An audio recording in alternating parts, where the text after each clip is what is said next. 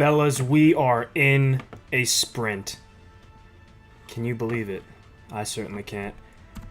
And fantastic news. I now have YouTube Music Premium or whatever they fucking call it. So I won't have to worry about ads anymore interrupting the music, and neither will you. Put in the 10 spot. A curious endeavor. I mean, can certainly go Nico or Neighbors. I'm happy with either of those.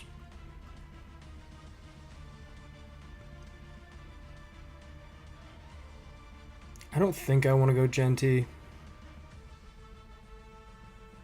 I mean, this is the exact thing that, like, has led to me honestly being low on a player that I really love.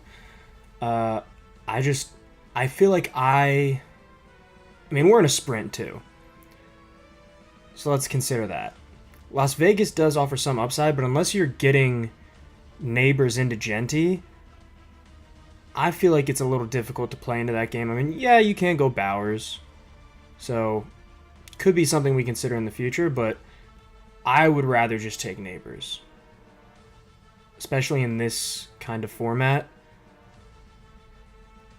Neighbors allows us to maybe take Brock, not something I've done in a sprint yet. So, still gives us that. There's a small chance that Genty's there. If so, awesome. But I just feel a lot worse taking, like, the Las Vegas side of this first, knowing how few Giants bringbacks are that I really like. Like, I'm not too big on either of the Giants running backs. Nothing else really in their wide receiver core. Could go Amon-Ra. The real question here is whether I'm going to be stacking up on the Giants, which I'm not. I'm actually going to go... I'm going to go London here. Crazy, I know. But each of those Atlanta matchups are pretty fairly easy to get into the running back room. At least in our current pick spot. Like, Kyron should line up pretty perfectly, yeah, at 34. So I'm happy with that.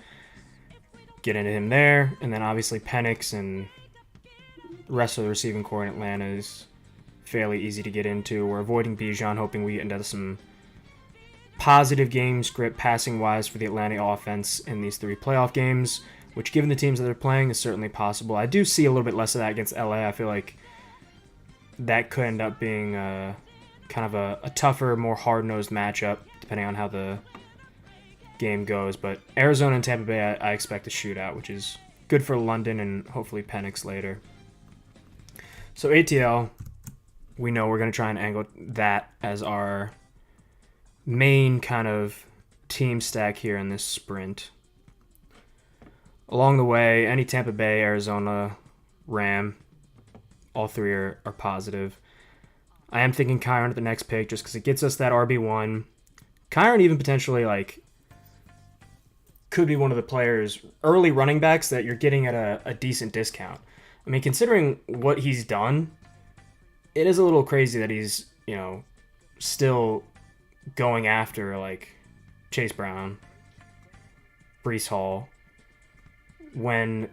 while people are very, very positive about Hunter, I don't really see it happening this year. The case for Hunter would be next season if they don't re-sign Kyron.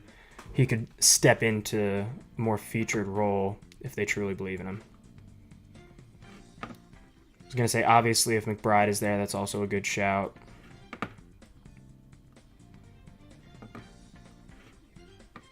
I am curious. Do I think either of these teams take Kyron? Marv isn't there anyway, so we're fine. Chillin'.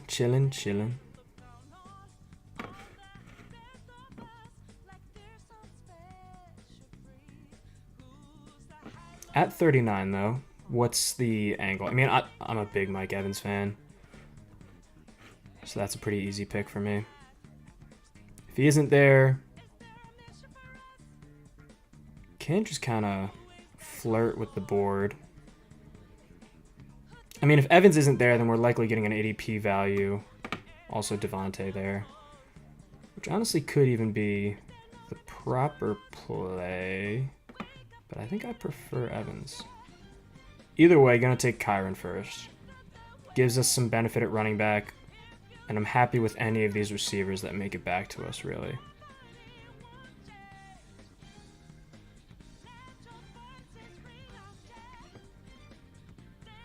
I'd be surprised if both Adams and Evans are gone, but certainly a possibility. JSN wouldn't be bad. Doesn't line up abundantly well, but it would have been fine. All right, there you go. Breece goes, so we get one of them.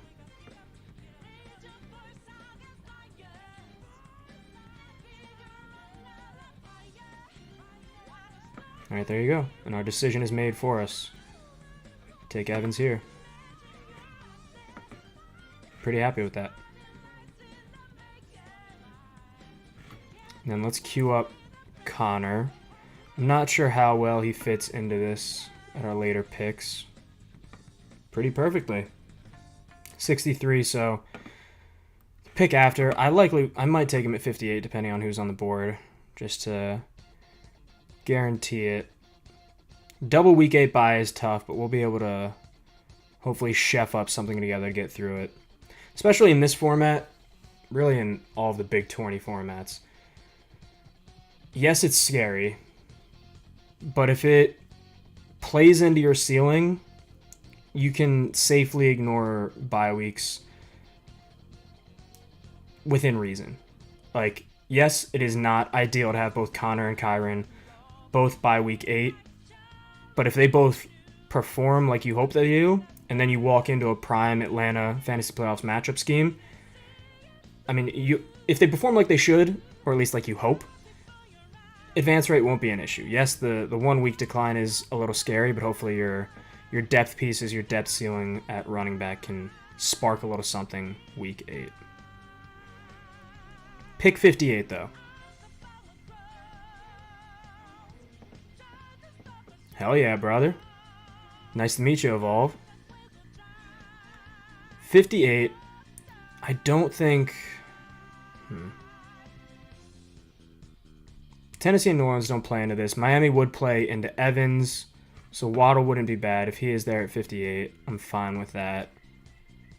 Could just punt the decision, take Connor a little early to guarantee the Arizona matchup for Atlanta, and then see where we end up.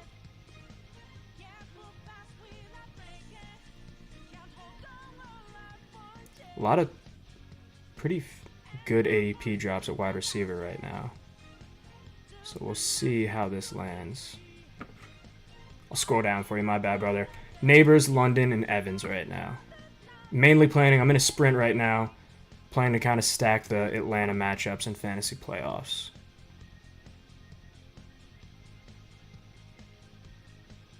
But since we have Evans, Tampa Bay wouldn't be the worst. Don't get into... I mean, Warren could be a fine pick to play into a little bit more Miami later. I'll do it. And then we will have to figure out the bye week situation at running back if we do go Connor here next. Could take my uber upside running back later and pray that Ollie Gordon takes the Mostert role. Sprint is the one where it's just you advance, and then instead of BBM where it's rounds, 15, 16, 17, it's just total scoring over 15, 16, 17. So it's more kind of stacking those three matchups rather than hyper-focusing on matchups in Week 17. Mooney likely will be the next pick. And where are we taking Penix? Probably taking him at 130 for safety. Algier later is also great for a premium handcuff for us. Hell yeah, brother. Hope you have a good draft. It's a fun one. Admittedly, though, the sprints take a long-ass time to fill. So you kind of got to get lucky. Honestly, look up, before you get in one, look up just like a fantasy playoffs chart, and that'll help you a lot. That's kind of one of the main things I lean on. It's impossible to remember all these matchups off the top of your head. So just my usual strategy is I let the first three rounds kind of come to me, take whoever you like most, and then after those first three rounds, kind of consider what team or teams you're kind of looking to stack pretty heavily into, and just build matchups and players off of that. Hope you have a great draft, though, brother. Appreciate you stopping in. All right. 82 will probably be Mooney. Who else do we go?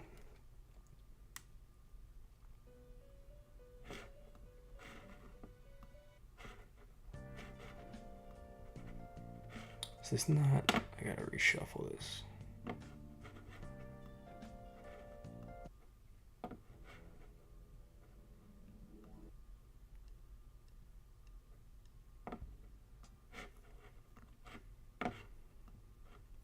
All right. Should be set up now. Draft still looking good. Hell yeah.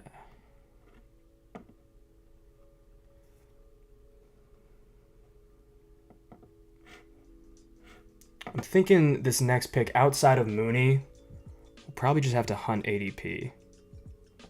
If Caleb Johnson somehow falls, I will jump all over that. Gives us a little bit more justification for taking Waddle. And he's a super high upside running back. By week 8, hopefully he'll have worked his way into a more premium role.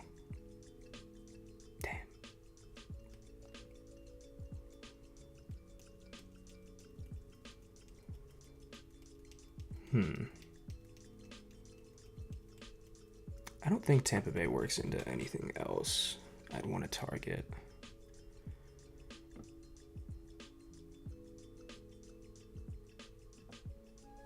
I mean, Carolina would be fine.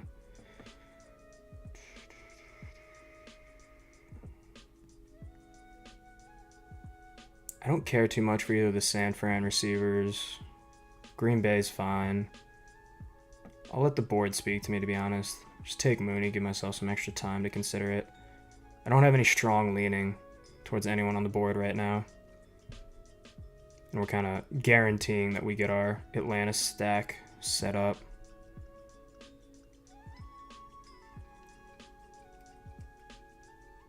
Like, Debo doesn't play into anything that we really need. Same thing with Pearsall. Judkins, I mean, I did say if he fell pretty far past ADP, I'm going to buy into the drop. That is a scary thing to do, though, here. Granted, I do have the running back stability to maybe justify it in the early weeks. So I think let's do that. Put my money where my mouth is with Judkins. Sets up pretty well, too, with maybe taking like a deep Steelers wide receiver later. Someone high upside, like embarrassing that I'm wearing my Steelers merch and blanking on his name. Fucking Calvin Austin. Blanking on him there. Just saw your chat, Evolve, my bad. Hell yeah. Fantasy Destined, I'll check it out. Appreciate you, man.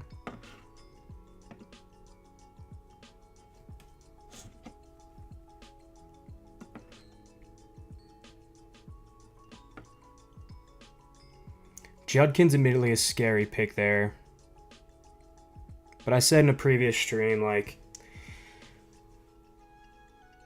NFL is a much different life than I or anyone else, for the most part, gets to live. Like, Joe Mixon cold clocked a girl before he got drafted, and because it happened before the draft, he had no suspension or anything. And Judkins technically isn't even contracted with the league yet. I don't know. Either way, not a good look for him long term, but 10 spots after ADP is kind of the area where I'm going to start considering it. And hopefully he has good lawyers, or it just, I don't know. No good answer to it. But at this point, I'm a ceiling hunter. And he's giving me the ceiling that I need right now.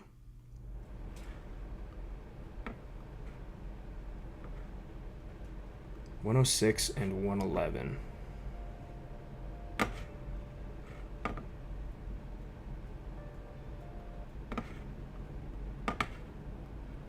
Alright, let's see here.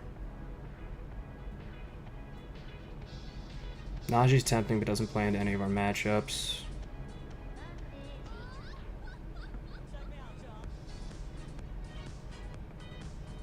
If I am able to work into some Carolina, we could justify Cooper, but I don't think it plays too hot.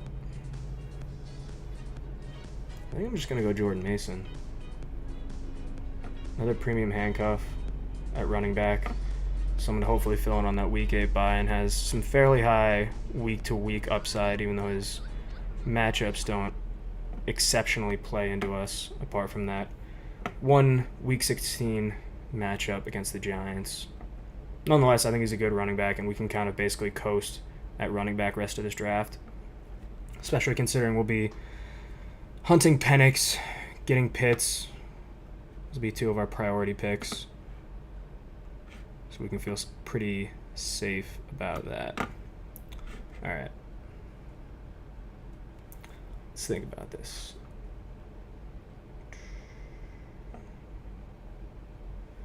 Who would our other quarterback potentially be?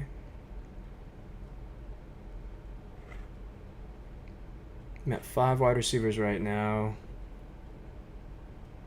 Cub's probably fine. I worry about him, but I think it's a fine pick here. And then Penix with the next pick. 51, 54. Likely won't get Algier. That'll be fine, though. Really hope we can get Pitts right around his ADP. Same thing with Penix, and we'll be sitting pretty. In terms of quarterbacks, Tua would be fine. Could just take them 2 back-to-back. Carolina maybe lines up now that we have 2 wide receivers he plays into, but we don't have any of his pass catchers, which is something I don't want to, necessarily make as the move.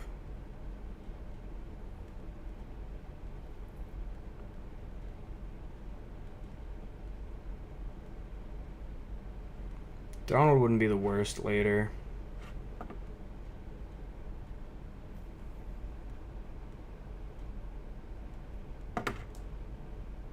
Stafford's honestly fine, but again, no receiver to play into. We'll probably just go Penix Tua. I don't think there's anything wrong with that. That also gives us an out much later to consider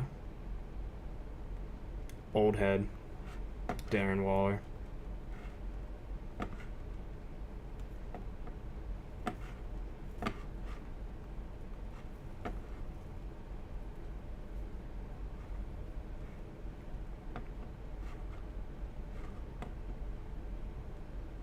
Very interesting that Burden's dropping this far. Draft still looking good? Or am I frozen? Shit! Draft's frozen. At least I caught it this time. Alright, let's just switch it.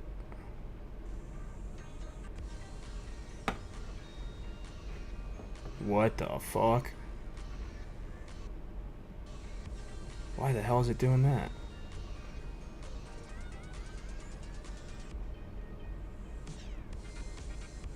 What the fuck?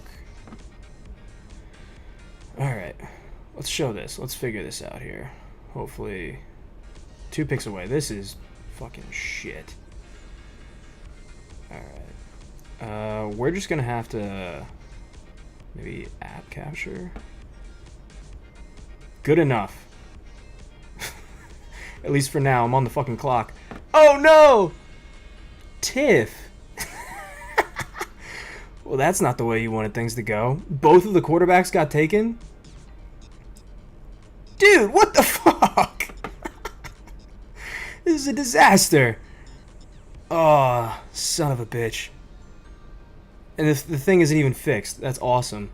That's so awesome for me. Well, we got Tyler Algier. That really sucks. Like, a bunch. Yeah. That's tough. What we're going to have to do is take Stafford and then just fucking spray and pray quarterback. I have no idea why this guy took fucking Penix. Naked Penix in the sprint. That's awesome. Yeah, I don't have an answer for this. Straight up. Both of them going, I don't really have an answer for. That's tough. That's really tough. Alright, well the app capture's back now. So let's see if we can fix this shit. Why is it doing this? This doesn't even make sense. Why would it be so fucking zoomed out? Alright, bear with me. Let's see how good my tech skills are. How fast can I go? Screen capture. Yes. No, not window capture. I mean, it's still fucking... Why is it so zoomed out? This is the bane of my existence.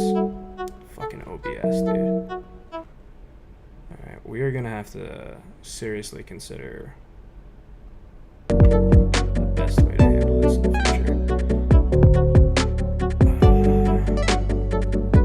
Apologies. Alright. So, now I have to fix it on this end. I'm just gonna block my other shit. Okay. Bingo, bango, bongo.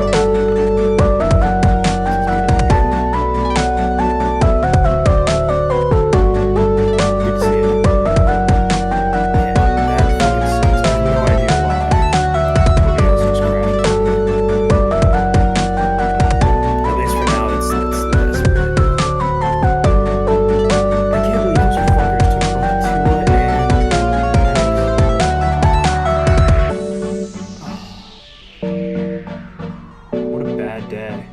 What a bad day. And on the bright side, they shouldn't be taking these two fucking smokes. God damn. This is literally, we're gonna have to do something like this. It's the only way out.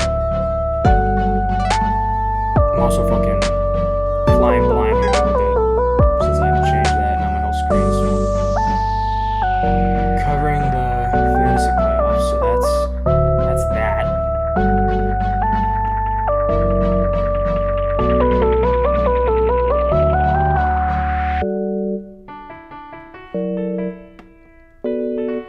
We'll take Stafford first, just because we have Kyron, but I mean, shit.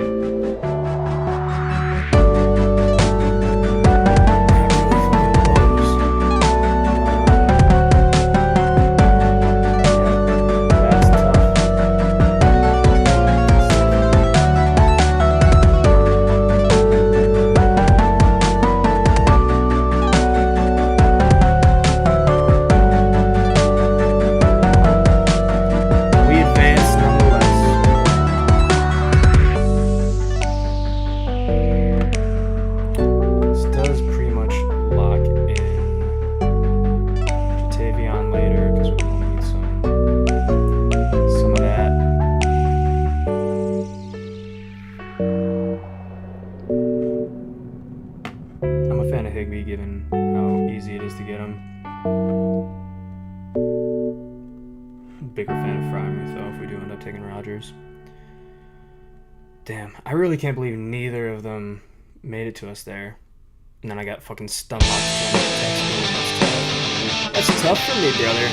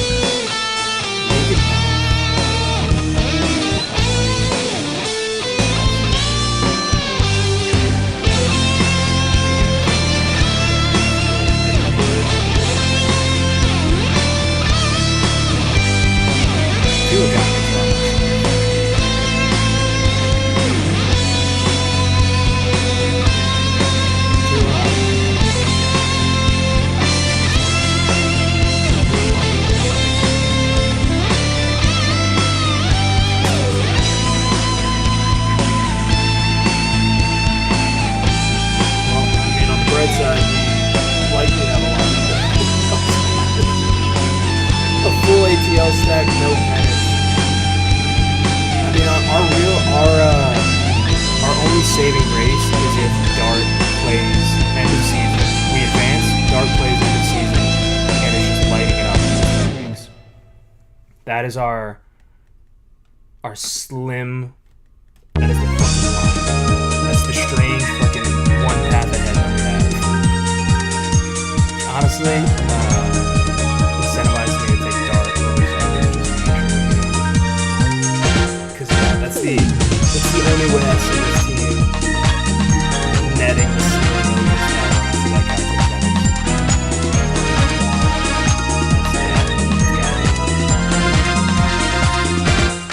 In the meantime, I'll really take Dart. Start off Neighbors and go on to certainly could have went Henry. I figured I'm going to switch things up a little bit. I tend to like to do that, especially if you're going to be playing a ton of drafts. Don't be afraid to mix up the first two rounds and get a combo. Even though you see the ADP a little bit broke, less round. I'd say the Neighbors one giga play.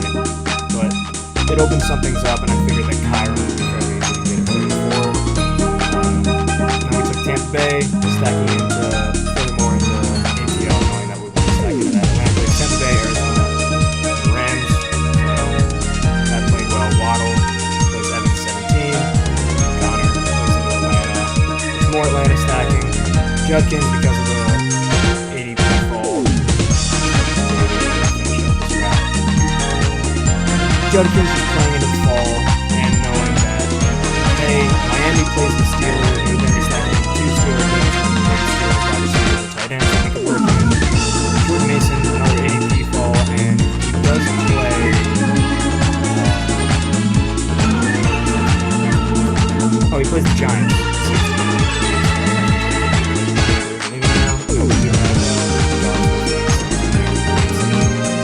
And then the real fucking mistaken part of this roster here, Michael Penix going after the rest of the season. Not even like an LA stack. That hurt my soul. Tua pick makes a lot more sense given this guy's team. Those are the two quarterbacks I was hoping in that here. And of course, OBS decided to crash a little bit there, so I just blind Q-picked out here, which is not the worst thing in the world, but could have been better. I doubt I'm going to draft like Tampa or confused as hell, to be quite honest. So we finish up an insane Atlanta stack with no quarterback. Have to take Stafford and Young. Young does play into both Tampa Bay and Seattle. Took Cooper Kupp earlier. And then Stafford, of course, does play Atlanta 17. Does he play anyone else? Oh, he actually plays Seattle. So, all things considered, could have been a lot worse. But we get there a little bit and take Dart later, hoping that he will be the ceiling savior for us. And then to close things out, this Waller. Further stack a little bit more into Miami. Could have taken a pit tight end. I figured Waller was. Can you see the sun is shining on me? It makes me feel so free. That's it for the spring. So Obviously, really tough. It makes me want to Really survive. fucking tough. And the sky, it makes me feel so high.